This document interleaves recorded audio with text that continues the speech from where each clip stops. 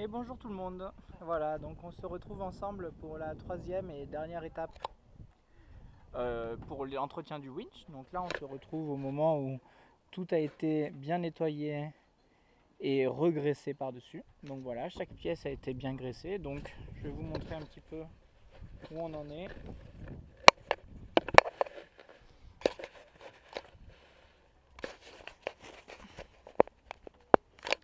J'espère que ça sera bien cadré. Donc voilà, alors qu'est-ce que j'ai fait?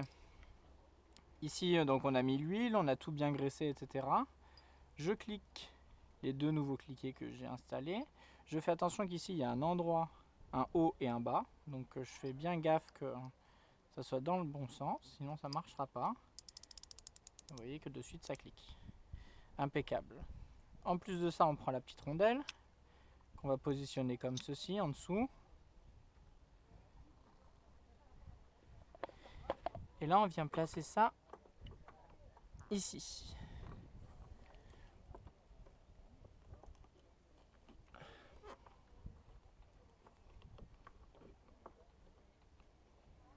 Voilà, en faisant en sorte que la rondelle se place au bon endroit, ce qui n'est jamais le cas. En plus maintenant tout est plein de graisse, alors ça glisse dans tous les sens. Là ça devrait être pas mal pourtant. Voilà, là on devrait être pas trop mal. Et je me place directement celle-ci en même temps parce qu'il faut que les deux se positionnent en même temps pour que ça clique bien. Parce que si vous installez pas les deux en même temps, ça, vous ne pourrez pas remettre l'autre. Parce que tout est lié. Alors celle-ci elle est bonne. Et maintenant celle-ci, il faut qu'on gère cette histoire de petite plaquette, petite rondelle.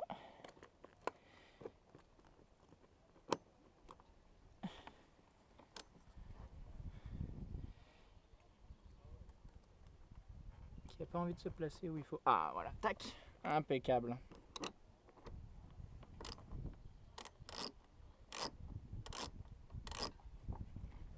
Voilà pour ça.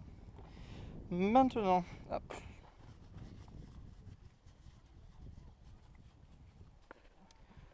On va placer le premier anneau, celui du milieu, le deuxième anneau. Voilà. À partir de là, on va pouvoir remettre la poupée. Sauf que la poupée, elle se met avec ça en même temps. Et on va regarder, on va essayer de se mettre comme ça. Et ça, il faut que ça rentre là. Et il faut qu'on choisisse l'angle. Je regarde par rapport à l'autre qui est ici. Ça m'a l'air pas mal. Hop, tac, ouais, non, ça m'a l'air très bien comme ça. Hop. Maintenant, on met ceci par-dessus. On met ceci par-dessus. On met la petite vis à l'intérieur. Alors, j'ai pas vérifié que le... Ouais, vous voyez, d'abord, on va mettre en sorte qu'ici, il y a un petit cache en plastique. Pour que ce soit dans le bon sens. Voilà, comme ça m'a l'air bien. Avec le petit cône pour le pas de vis. Voilà, parfait. Tac. Ça rentre nickel. On va prendre le tournevis qui est ici. Fait que ça s'envole maintenant, que c'est tout crado.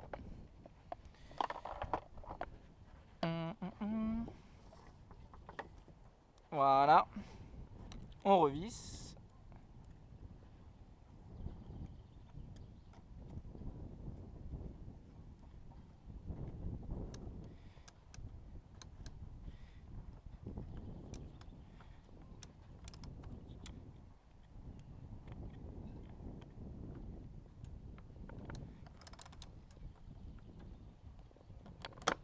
Hop. Voilà. C'est beaucoup mieux qu'avant. Maintenant, on a changé que 2 cliquets sur 4. Donc voilà, peut-être que le prochain entretien, on l'enlèvera carrément comme j'ai fait pour l'autre, pour un nettoyer. Mais là, ça tiendra largement tout l'été. Je suis bien content. Voilà, petit poisson qui vient de sauter juste là. Et bien voilà, mission accomplie. Donc j'avais dit que je faisais ça dans un temps record, mais en fait pas du tout, parce que nettoyer chaque petit cran de chaque rouage pour enlever la graisse, ça prend un temps fou. Vous voyez, hein, le temps que ça prend. Donc c'est vraiment un travail d'orfèvre. Il faut être très minutieux et bien prendre son temps. Voilà, bon maintenant, en une heure, 2 heures, c'est bouclé, quoi. Voilà, avec un petit peu plus c'était un peu mieux organisé puisque je l'avais déjà fait. Voilà, pour les cliquer et tout, je savais comment ça se passait. Donc voilà, je dirais 1 heure, 2 heures, quoi. Ça dépend un petit peu de votre expérience. Et puis le winch aussi, parce qu'il y en a des plus compliqués que d'autres. Voilà, le winch est en place. Donc maintenant je vais m'occuper de graisser au WD-40 tout l'accastillage pour que ça baigne bien là-dedans toute la nuit. Et demain on part en mer, et comme ça quand je rentre de mer, rentre de ma nave, je passerai un grand coup de jet d'eau sur le pont, ce qui enlèvera le sable, le sel et puis le restant de graisse. Voilà. Bah écoutez, hein, moi je suis ravi, je vais préparer ma nave ce soir. Si je vois que c'est assez intéressant pour en faire une vidéo, j'en ferai une vidéo. Et puis sinon on se retrouve demain en pleine forme, avec la patate, comme d'hab, pour aller naviguer dans de très bonnes conditions. Alors il n'y aura pas trop de vent, mais c'est très bien, moi ça me va une fois de plus. En solitaire, j'aime bien en solitaire quand il n'y a pas trop de vent. Et puis là j'ai fait quelques petites sorties avec d'autres personnes, donc on s'est déjà bien régalé. On avait fait un retour de Fort Boyard à 18 nœuds, donc c'était déjà un petit peu plus costaud au près à 18 nœuds, avec des gens qui avaient jamais navigué, donc c'était assez sympa. Et tout ça bien sûr dans la sécurité la plus totale. Vous voyez ici j'ai mis les 2 petits pare-battes, ici ils sont au mètre beau comme d'habitude. Mais là j'en ai mis 2 comme ça parce que j'ai remarqué que quand les bateaux si vous voulez, le bateau qui va se mettre là, s'il se rate, l'endroit où il va toucher, c'est surtout l'arrière de mon bateau parce qu'il va s'appuyer dessus. C'est très rare qu'il aille s'appuyer vers l'étrave, puisqu'en plus il y a le poteau qui me protège. Mais donc du coup j'ai rehaussé en fait, parce qu'il faut savoir que les pare-battes qui sont bas, ils sont pour les catways, et les pare-battes qui sont hauts, ils sont pour les bateaux. Parce que les bateaux ils touchent beaucoup plus haut que le catway si vous voulez. Donc si vous mettez que des pare-battes pour les catways, ils ne servent strictement à rien pour le cas où il y ait un bateau qui se pose contre le vôtre. Ou d'ailleurs dans l'autre sens, hein, si vous posez dessus. Et là, du coup, vu qu'il n'y a pas d'histoire de bateau, il n'y a aucun bateau qui peut toucher de ce côté-là. Donc du coup, ils sont tous à hauteur du catway. Et ils sont autour du mètre beau, donc la partie la plus large du bateau. Ce qui nous permet... parce que si je le mettais au milieu, à l'endroit le plus large du bateau, bah hop, je vais vous faire un petit essai. Voilà, si je mets le pare-batte ici, si je mets 1 ou 2 pare-battes ici, le bateau va s'appuyer dessus en premier, bien sûr, parce que c'est l'endroit où c'est le plus large.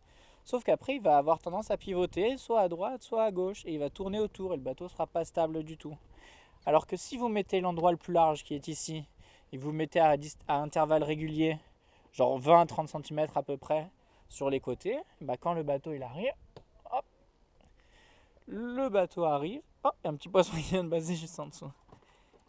Il se pose, et quand il se pose, si vous voulez, il n'a pas tendance à partir sur droite ou sur gauche, puisque le poids est réparti des 2 côtés, pareil, et du coup l'endroit le plus large ne touche pas. Voilà, bon ça c'est une petite astuce en plus parce que c'est vrai que c'est pas tout le temps bien fait. Et puis pour ceux qui font de la loc ou des trucs comme ça, au moins ça leur donne un petit peu une petite expertise en plus. Voilà, écoutez, je vous embrasse. Moi je suis ravi d'avoir mon bateau qui est prêt à repartir. Et puis on va pouvoir se régaler. Voilà, allez, je vous embrasse. Ciao.